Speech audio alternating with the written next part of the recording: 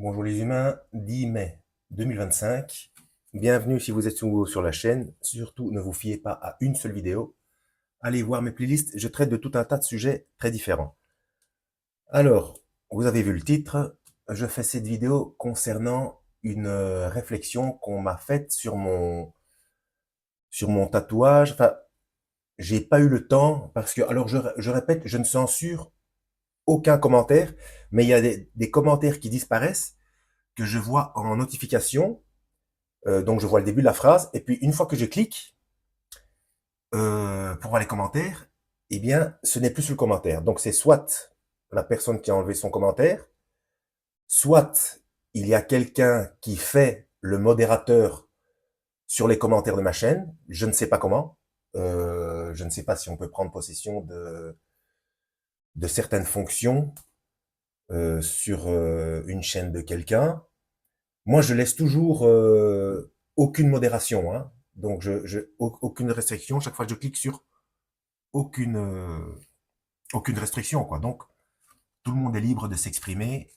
Je ne bloque personne.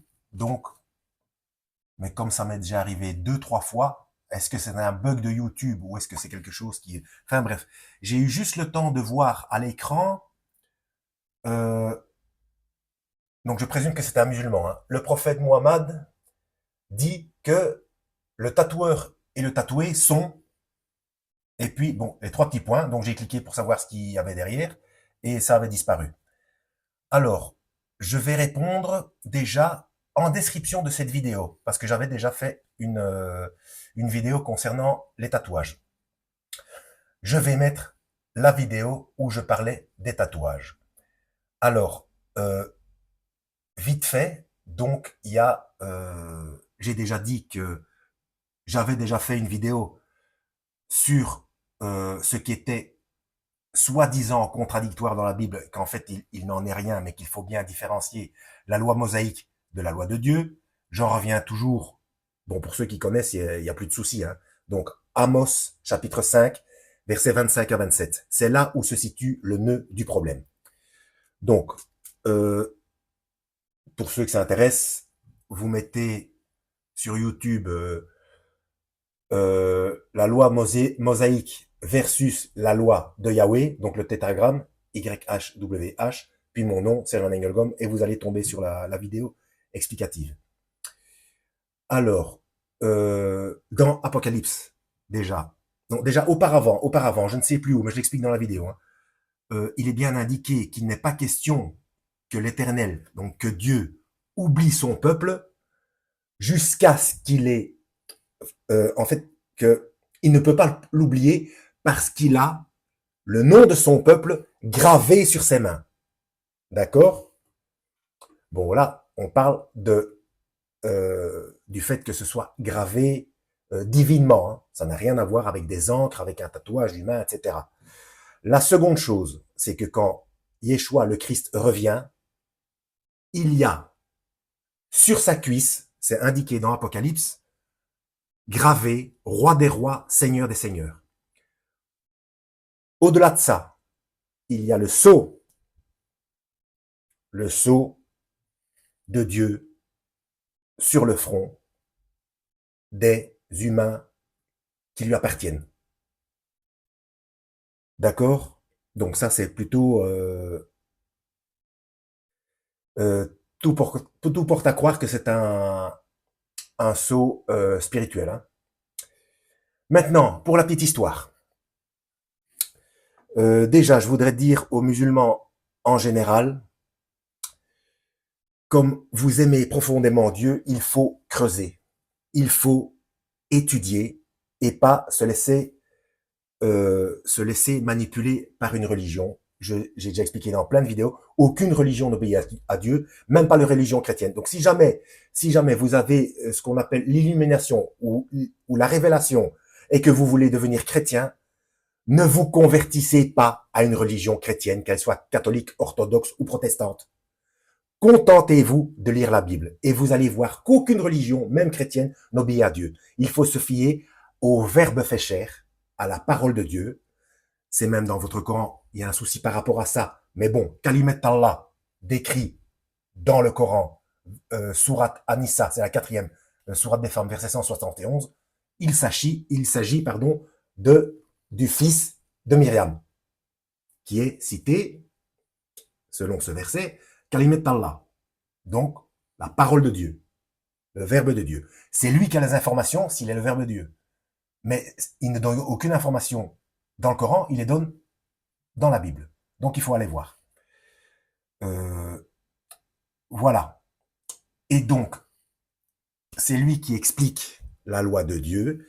Et quand on critique quelqu'un, on le juge. Et seul Dieu a le droit de juger. Donc celui qui juge quelqu'un, il prend la place de Dieu. Il faut faire attention avec ça. Maintenant, il y a une différence entre juger et critiquer, juger, alerter. Yeshua, donc le vrai nom du Christ, Yeshua a dit, prenez garde de la manière dont vous jugez, car vous serez jugés avec cette même mesure. Donc, si votre jugement est dur, si vous critiquez quelqu'un, lors de votre jugement devant Dieu, vous serez jugé aussi durement. D'où le fait qu'il y a beaucoup de chrétiens qui, à tort, pensent qu'on ne peut pas juger les autres, mais du coup, ils ne les alertent pas sur des choses abominables qu'ils font. Donc, il y a aussi un paradoxe. C'est pour ça que je dis en fait, c'est traduit deux fois par le même mot, mais il y a juger, critiquer et juger, alerter. Il faudrait, mais bon, c'est un problème de traduction à ce moment-là. En fait, c'est quand on lit qu'il faut voir la différence. Donc, Yeshua, le Christ, il dit, comment peux-tu voir la paille qui est dans l'œil de ton voisin alors que tu vois pas la poutre qui est dans le tien? Donc, fais attention quand tu critiques quelqu'un, parce que toi, tu ne vaux pas mieux. C'est ce que Yeshua veut dire, notamment par rapport à ça, aux gens qui jugent trop facilement. Donc ça, c'est une chose. Alors, pour la petite histoire, je ne sais pas si on le voit, moi, j'en avais jamais voulu me faire tatouer, et il se trouve qu'en 1998, donc ça date déjà, 1998, on m'a fait du chantage affectif, alors que j'avais toujours dit, si jamais un jour je me tatoue, c'est pour mettre le nom de mes enfants, voilà. Mais je n'avais jamais dans l'idée de me tatouer. Bon, bref. À cette époque-là, on m'a fait du chantage affectif, j'ai plié, j'ai accepté, et je suis fait tatouer ce cœur, voilà. Bien des années après, je me suis renseigné pour me faire enlever. Déjà, ça coûte très cher, il faut les moyens, et en plus, c'est au laser, et ensuite, la peau est très fragile, et il y a risque de cancer. Donc, je me suis dit, je ne vais pas y toucher. Mais, ça m'embêtait. Ça m'embêtait.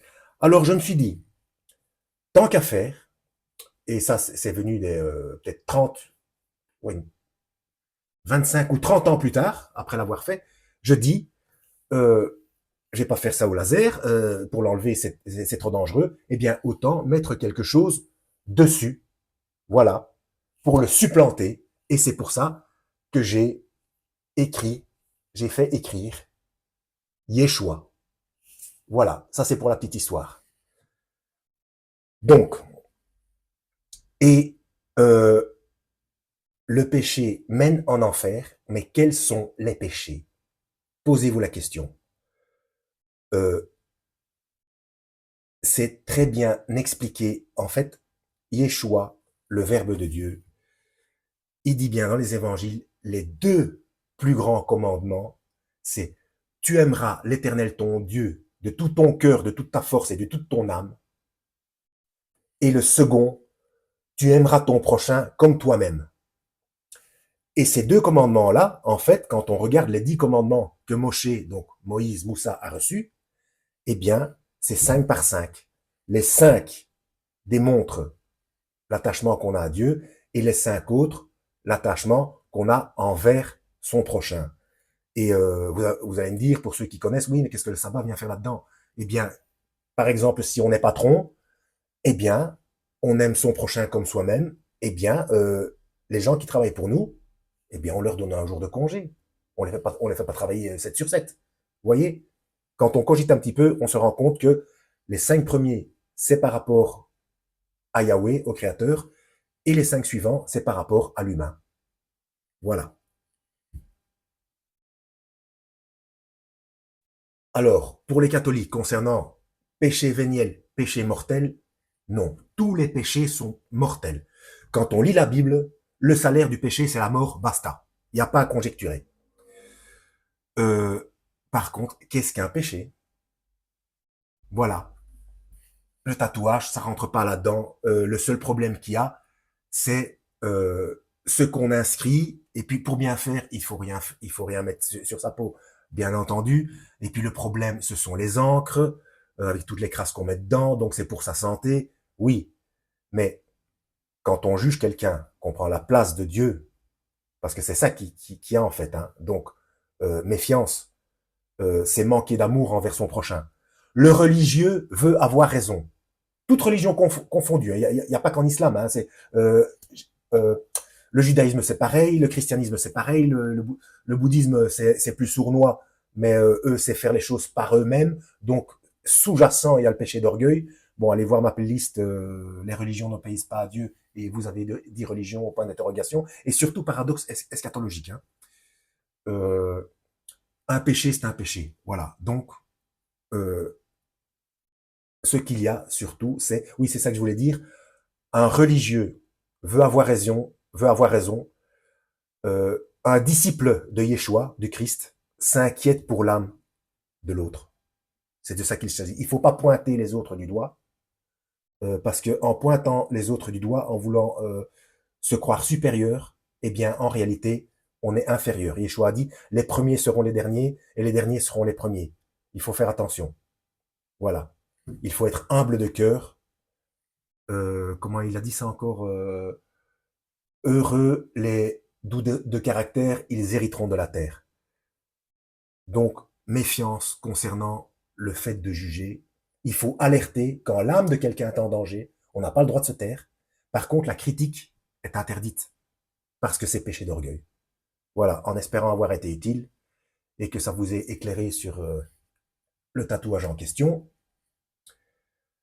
En description, donc je le rappelle en description, je mettrai ma vidéo concernant le tatouage où j'explique plus de choses en détail. Hein. À la prochaine et que Yahweh vous guide.